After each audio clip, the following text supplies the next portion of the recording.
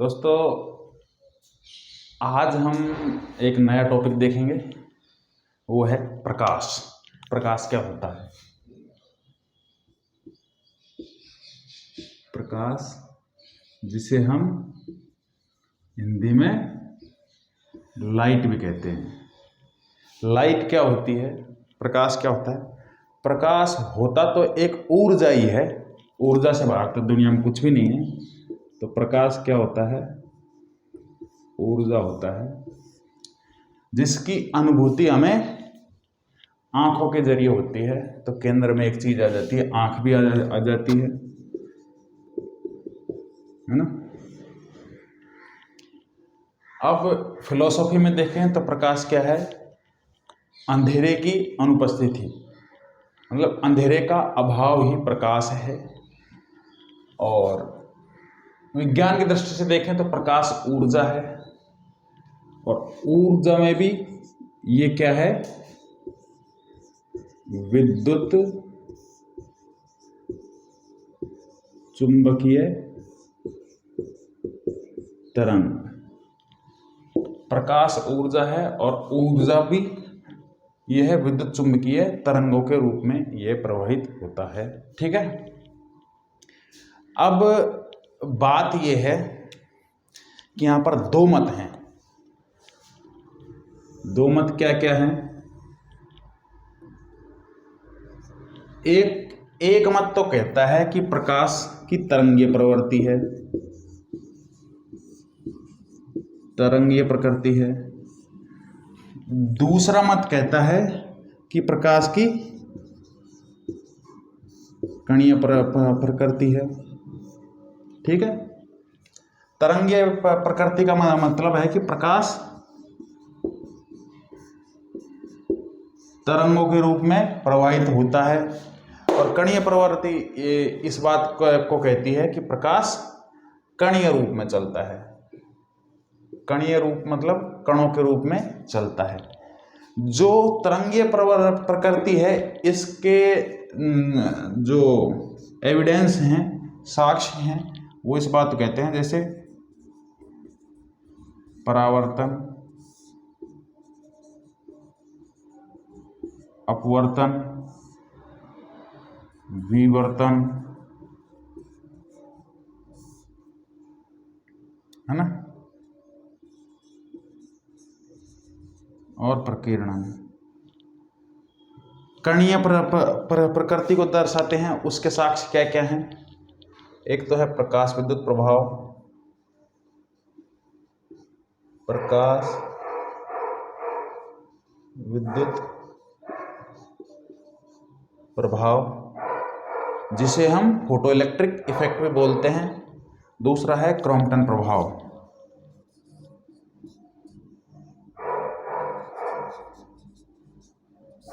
Crompton प्रभाव। ठीक।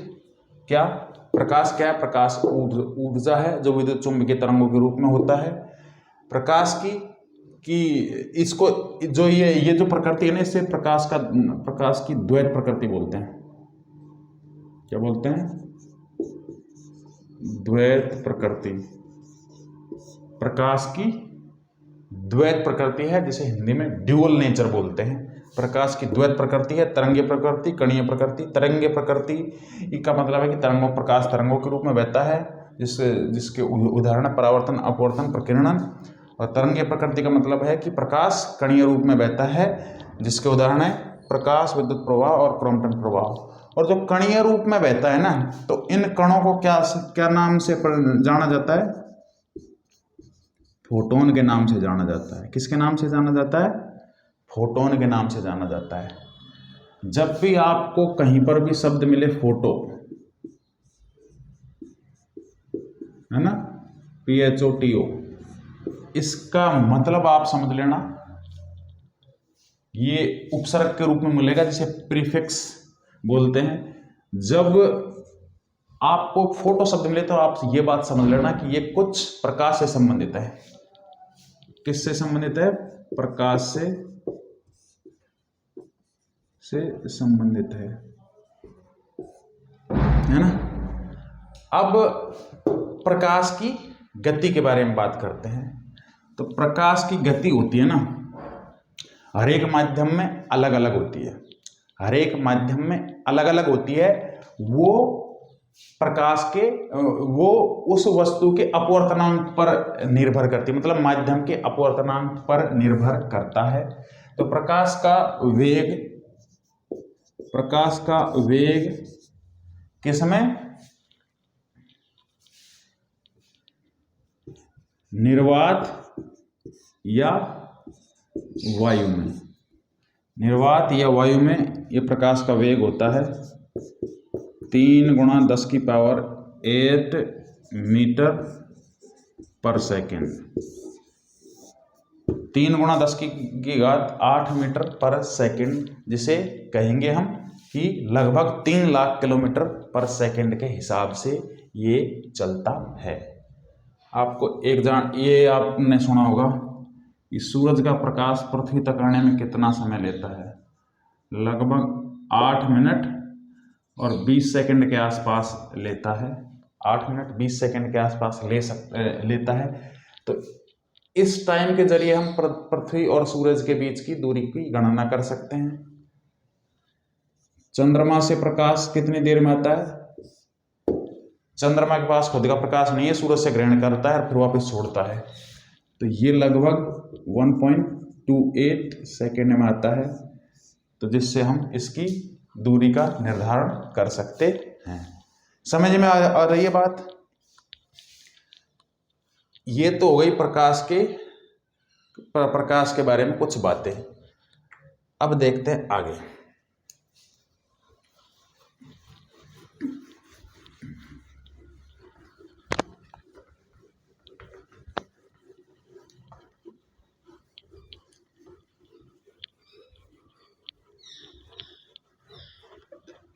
क्या होता है?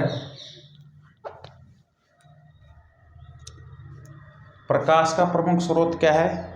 सूरज है, सूर्य है ना? तो जब प्रकाश किसी वस्तु पर पड़ता है, ये एक वस्तु है ना? जब प्रकाश किसी वस्तु पर पड़ता है तो कुछ घटनाएं घटित होती हैं। जो पहली घटना घटित होगी वो तो ये होगी कि प्रकाश आया, इस वस्तु पर गिरा और इसके आर पार चला गया, आर पार चला गया। ठीक है। दूसरी घटना कौन सी होगी? प्रकाश आया और इस वस्तु ने इसको कंप्लीट रूप से अवशोषित कर लिया, पूर्ण अवशोषित।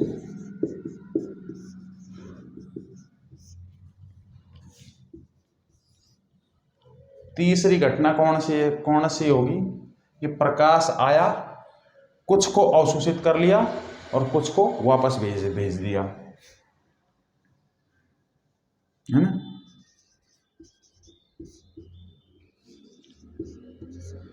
कुछ का अवशोषण और कुछ को वापस भेजना, जिसे साधारण भाषा में कहें तो उसको परावर्तित कर दिया। ठीक है। ये 3 घटनाएं घटती हैं। जब प्रकाश आता है किसी वस्तु के आर पार हो जाता है, जब ये स्थिति बनती है ना, तो वो वस्तु कैसी दिखेगी? रंगहीन दिखेगी। कैसी दिखेगी? रंगहीन दिखेगी। जब प्रकाश आता है और उसको पूर्ण अवशोषित कर लिया जाता है उस वस्तु के द्वारा, तो वो वस्तु काली दिखाई देगी, जिसे हिंदी में ब्लैक कहते हैं। ठीक है। तीसरी घटना जो बनेगी, प्रकाश आता है और उसके बाद में कुछ का अवशोषण कर लेता है और कुछ को वापस भेज देता है। तो जिसका परावर्तन, जिसको परावर्तित करता है तो वो वस्तु उसी रंग की दिखाई देती है। क्या? क्योंकि आपको इस बारे में पता होगा कि जो सूरज होता है, सूर्य प्रकाश होता है, प्रकाश की किरणों में 7 रंग होते हैं, है ना।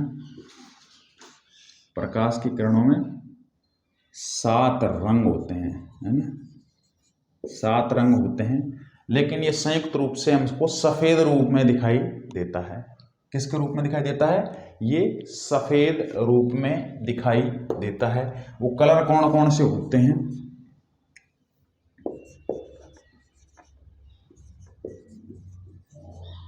पहला तो होता है वॉयलेट, दूसरा होता है इंडिगो, तीसरा होता है ब्लू, ग्रीन, येलो,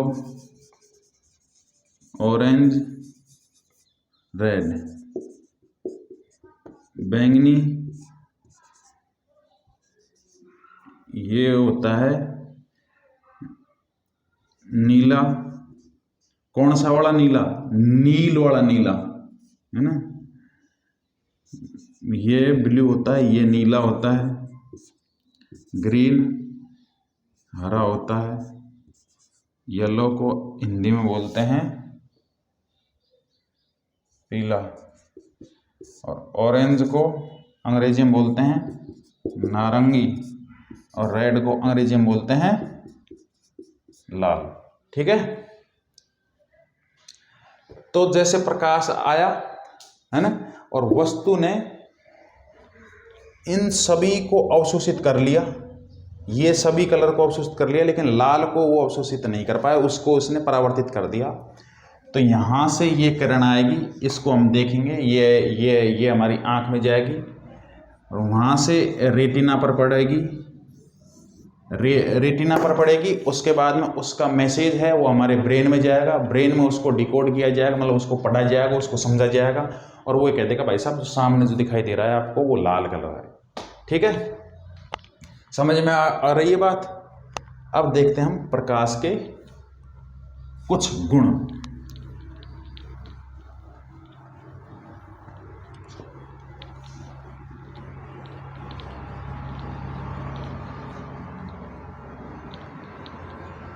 प्रकाश के गुण और कुछ उदाहरण। तो एक तो हम देखेंगे परावर्तन, एक हम देखेंगे अपवर्तन, एक हम देखेंगे प्रकीर्णन। ठीक है।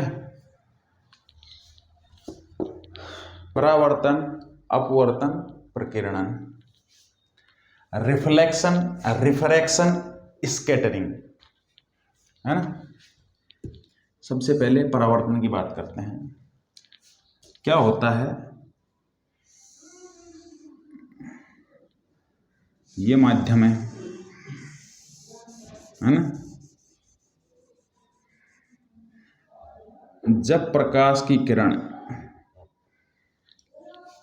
एक माध्यम से दूसरे माध्यम में प्रवेश करती है तो प्रवेश करने के फलस्वरूप उस पृष्ठ से टकराकर वापस उसी माध्यम में लौट जाती है।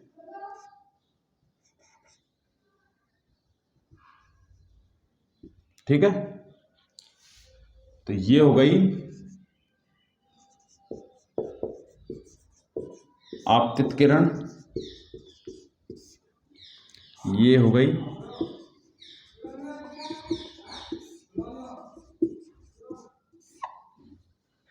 परावर्तित किरण,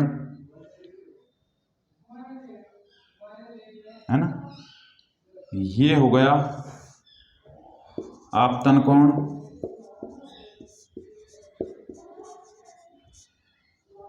और ये हो गया परावर्तित कोण।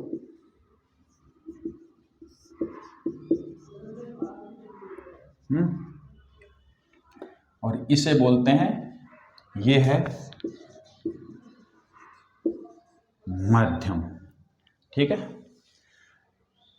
प्रकाश की किरण एक माध्यम से दूसरे माध्यम में प्रवेश करती है तो माध्यम के पृष्ठ से टकराकर वापस उसी माध्यम में चली जाती है जिस माध्यम से वो आई थी। तो आपतित किरण, परावर्तित किरण और ये आपतन और परावर्तन बिंदु, ये तीनों एक ही पृष्ठ पर होते हैं। ठीक है, अब ये आ रही है, ये जा रही है, तो ये जो है ना पृष्ठ, ये क्या होता है, यदि हम इसको हम करना चाहें तो इसको दर्पण की सहायता से करेंगे, दर्पण की सहायता से करेंगे। वो दर्पण की सहायता से किस लिए करेंगे, क्योंकि दर्पण में एक पृष्ठ तो चमकदार होती है और दूसरी पॉलिश्ड होती है, इसलिए इसके लिए दर्पण की आवश्यकता होती है। अब इसके उदाहरण क्या होते हैं, देखो कोई भी वस्तु चमकेगी ना, इसी की वजह से चमकेगी, चमकना। ठीक है, दूसरा प्रतिबिंब का बनना, प्रतिबिंब का बिंब का बनना। ठीक है, इसमें एक घटना और होती है जिसे हम बोलते हैं पूर्ण आंतरिक परावर्तन। पूर्ण आंतरिक परावर्तन क्या होता है, जब प्रकाश की किरण सघन माध्यम से विरल माध्यम में प्रवेश करती है तो आपतन कोण का मान क्रांतिक कोण से अधिक होता है, तो ये घटना होती है, ये पूर्ण आंतरिक परावर्तन कहलाती है। तो पूर्ण आंतरिक परावर्तन का एग्जाम्पल क्या होता है, मृग मरीचिका, मृग मरीचिका जिसे मृग तर्षणा भी बोलते हैं। ये क्या होता है, मृग तर्षणा ये होता है कि रेगिस्तान में रेत होती है। अब लेकिन क्या होता है, जो हिरण होता है ना, हिरण को इस तरीके से दिखाई देता है कि ये पानी भरा हुआ है ना, तो वो इस घटना के कारण उसको वो रेत होती है जो पानी की तरह प्रतीत होती है। अब हिरण उसको देख करके भागता रहता है और अंत में उसको पानी मिलता नहीं है और हिरण मर जाता है, इसलिए इसको मृगमरीचिका या मृग तर्षणा कहा जाता है। दूसरी बात, जब आप बाइक से जा रहे हैं, कार से जा रहे हैं, तो आप सड़क पर देखोगे गर्मी के दिनों में खास तौर से, तो आपको करीब 1-1.5 किलोमीटर आगे जब आप देखोगे तो आपको इस तरीके से दिखाई देता है जैसे सड़क पर पानी भरा हुआ है। तो ये मृगमरीचिका, मृग तर्षणा है, जो पूर्ण आंतरिक परावर्तन का एग्जाम्पल है। सवाल यहाँ से बनेंगे, जो आपके सवाल बनेंगे यहाँ से बनेंगे, एग्जाम्पल से सवाल बनते हैं, बाकी और जगह से सवाल बनने की बहुत कम संभावना होती है। इसमें सबसे ज़्यादा सवाल बनते हैं वो यहाँ से ही बनते हैं। ठीक है, इसके अलावा अब अपवर्तन क्या होता है, अपवर्तन में क्या होता है, जब प्रकाश की किरण एक माध्यम में प्रवेश करती है, जब कोई प्रकाश की किरण एक माध्यम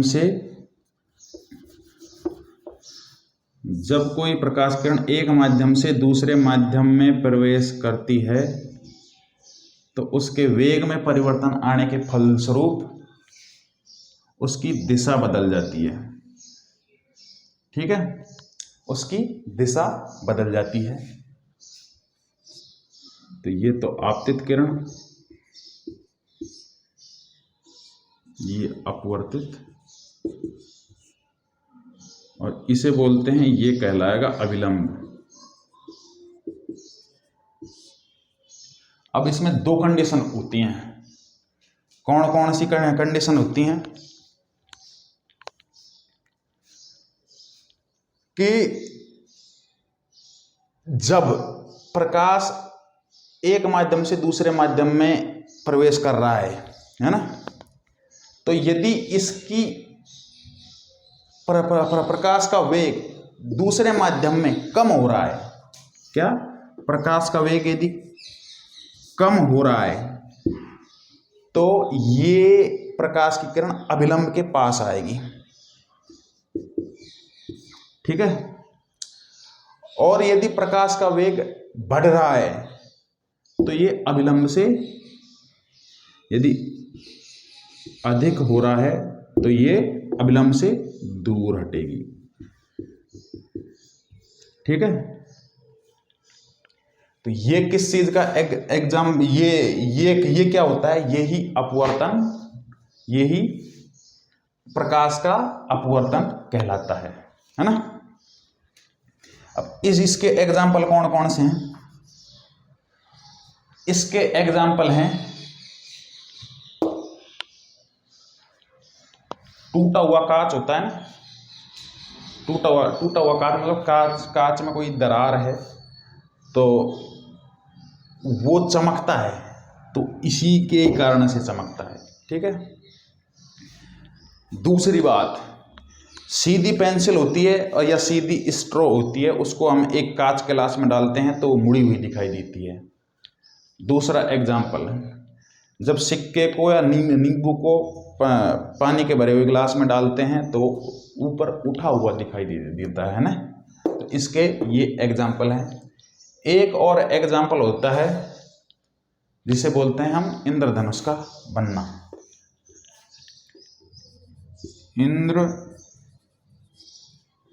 रेनबो का बनना,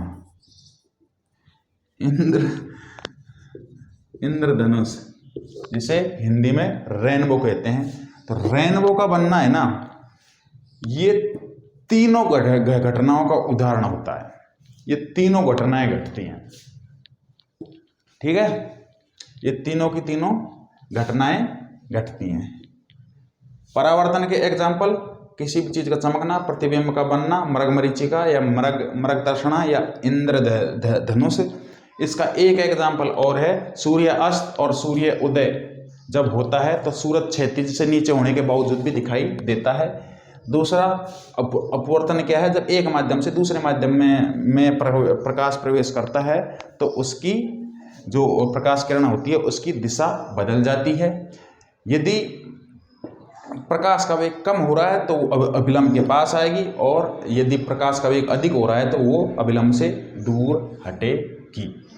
एग्जाम्पल क्या क्या देखे थे? इंद्रधनुष का बनना, दूसरा नींबू या सिक्के का ऊपर उठा हुआ दिखाई देना, कांच के गिलास में पानी भर के डालते हैं तो उसमें, है ना।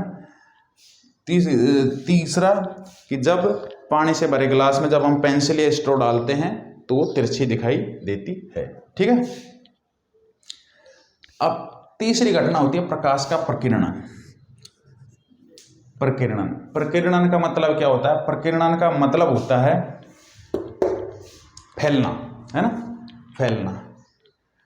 अब क्या होता है, जब प्रकाश की किरण किसी ऐसे, ये प्रकाश किरण है, प्रकाश एक ही बात है, किसी ऐसे माध्यम में प्रवेश करता है कि वहां पर बहुत सारे धूल के कण हों, है ना, बहुत सारे धूल कण हों, तो जैसे ही प्रकाश आता है तो उन धूल के कणों से टकराता है और फैल जाता है ना। प्रकाश जब किसी ऐसे माध्यम में प्रवेश करता है कि जहां पर बहुत सारे धूल के कण हों, तो प्रकाश उन धूल के कणों से टकराने के बाद में फैल जाता है, तो ये घटना कहलाती है, उसे प्रकीर्णन कहते हैं। और प्रकीर्णन का एक सबसे बेहतरीन एग्जाम्पल है आसमान का नीला रंग।